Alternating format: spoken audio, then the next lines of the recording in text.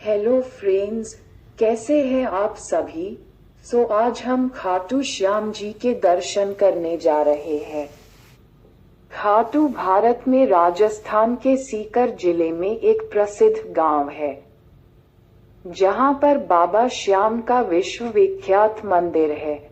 ये मंदिर करीब 1000 साल पुराना है। श्याम जी के मंदिर का पुनर्निर्माण 1720 में अभय सिंह जी ने कराया था। इस मंदिर में भीम के पौत्र और घटोत्कच के तीनों पुत्रों में से ज्येष्ठ पुत्र बर्बरीक के सिर की पूजा होती है, जबकि बर्बरीक के शरीर की पूजा हरियाणा के हिसार जिले के एक छोटे से गांव स्याहड़वा में होती है। श्याम जी के मंदिर के बारे में कई कहानियां हैं, जिनमें से एक हम आपको आगे बताएंगे।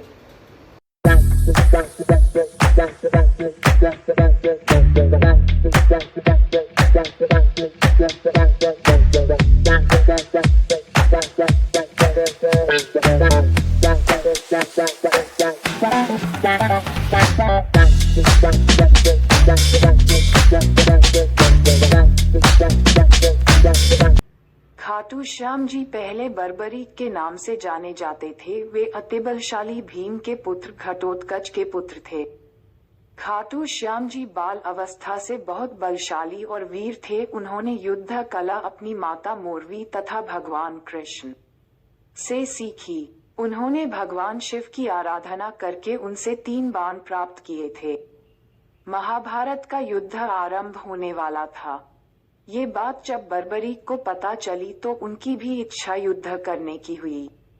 वे अपनी माता के पास गए और बोले, मुझे भी महाभारत का युद्ध करना है। तो उनकी माता बोली, पुत्र तुम किसकी तरफ से युद्ध करोगे।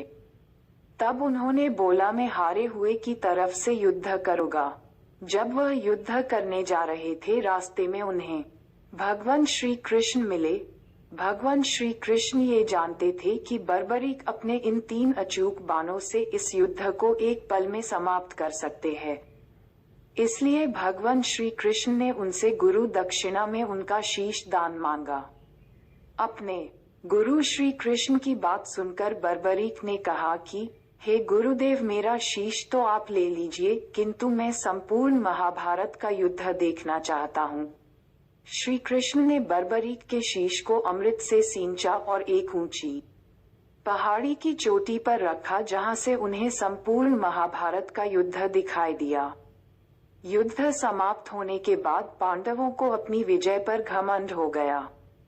उनके घमंड को तोड़ने के लिए श्री कृष्ण ने बर्बरीक से पूछा तो बर्बरीक के शीश ने कहा कि गुरुदेव, श्री कृष्ण ने ही संपूर्ण युद्ध में पापियों का अंत किया है।